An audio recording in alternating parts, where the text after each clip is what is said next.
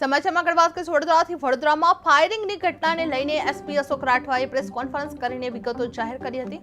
પ્રાથમિક તપાસમાં બહાર આવ્યું હતું કે આરોપી જીઆઈએસએફનો જવાન છે અને કુબેર ભવન સ્થિત જીએસટી ઓફિસમાં સિક્યુરિટી ગાર્ડ તરીકે ફરજ બજાવે છે।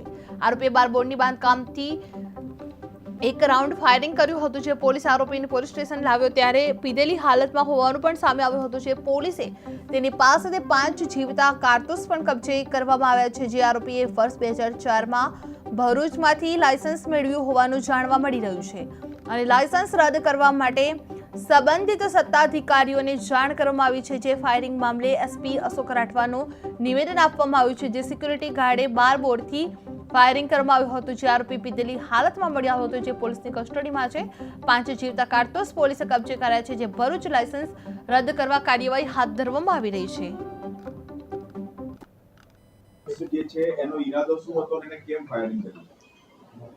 રાવપુરા પોલીસ સ્ટેશનમાં પાર્ટ બી 54/2026 એ 13/3/2026ના 1 વાગ્યે જે ગુનો નોંધવામાં આવેલ છે, જેમાં મળેલ હકીકત મુજબ નરેન્દ્રસિંહ દોલતસિંહ રાજ, જેની ઉંમર વર્ષ 53 છે અને મૂળ જંબુસર ભરૂચનો વતની છે, જે અહીંયા કુબેર ભવન બીજે માળ જીએસટી ઓફિસ ખાતે જીઆઈએસએફના સિક્યોરિટી ગાર્ડ તરીકે નોકરી કરે છે।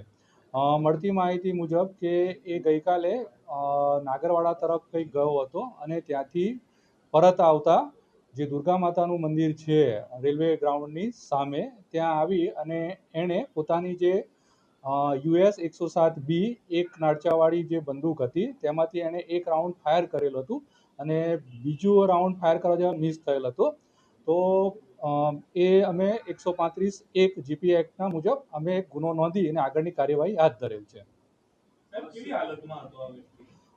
મળતી માહિતી જ્યારે એને પોલીસ સ્ટેશનમાં લાવવામાં આવેલો અને અમારે 112 જનરક્ષક ત્યાં ગઈ ત્યારે આ ફૂલ પીધેલી હાલતમાં, એટલે કે નશો કરેલો હોય એવું જણાવ્યું। નશાની હાલતમાં આણે ફાયરિંગ કરેલું હતું।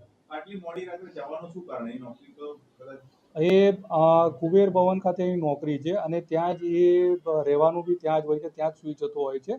તો કદાચ એ નશો કરવા માટે મળતી માહિતી મુજબ નાગરવાડા તરફ ગયેલ હતો અને ત્યાંથી પરત આવતા નશાની હાલતમાં આણે ફાયરિંગ કરેલું હોય એવું જણાય આવે છે। ફાયરિંગમાં એક રાઉન્ડ જ ફાયરિંગ થયું છે, કેમ કે એક રાઉન્ડ જે છે અમને સેલ મળેલ છે અને બાકીના જે 5 રાઉન્ડ છે એ એના પૂરા સલામત રીતે એના સેલ મળેલા છે અમને। હા, જે 12 બોર્ડ જે બંદૂક હોય છે કે જે એક નાળચાવાળી, જો નજીકથી કોઈ પણ વ્યક્તિ પર ફાયરિંગ કરવામાં આવે તો સીધું એનું જાનનું જોખમ તો રહેલું જ હોય છે। તો આ એક ગંભીર ઘટના છે।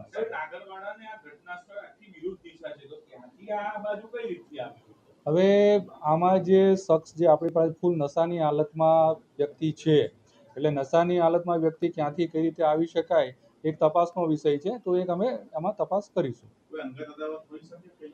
એવું અત્યાર સુધી કંઈ જાણવામાં આવેલું નથી, એવી કોઈ ફરિયાદ અમને મળેલ નથી। એની પાસેથી જે બંદૂક જે છે 107 યુબી એ કબજે કરેલ છે। એક જે સેલ છે એ ખાલી કાર્ટિજ છે અને બીજા જે 5 કારતૂસ છે એ કબજે લેવામાં આવેલા છે। વિડિયો વાયરલ થયો છે જેમાં એક યુવક આ વ્યક્તિ પાસેથી રાઇફલ છીનવી રહ્યો છે। યુવકનું કોઈ સ્ટેટમેન્ટ લેવામાં આવ્યું છે? પોલીસ તપાસમાં હજુ એ તપાસનો વિષય છે, તપાસ કરી રહ્યા છે આમાં। હવે આ જે જીઆઈએસએફનો જવાન છે, જેથી કરીને આની પાસે જે 2004ની ભરૂચથી મેળવેલ લાયસન્સ છે એની આ બંદૂક છે, તો લાયસન્સ કેન્સલ કરવા માટે અમે જે તે જિલ્લાને લખીશું। બીજું જે આ જીઆઈએસએફમાં નોકરી કરતો હોય છે કરે છે, જેથી કરીને એને એના જે શિક્ષાત્મક કાર્યવાહી થાય કે શિક્ષાત્મક કાર્યવાહી માટે અમે જીઆઈએસએફના યુનિટને રિપોર્ટ કરીશું। 2004થી લાયસન્સ આવ્યું કે જીઆઈએસએફનો જવાન છે, નોકરી કરી રહ્યો છે। સર, અગાઉ કોઈ ગુનામાં સંડોવાયેલો છે? ના, અત્યાર સુધી અમે જે તપાસ કરેલી છે એમાં આગળ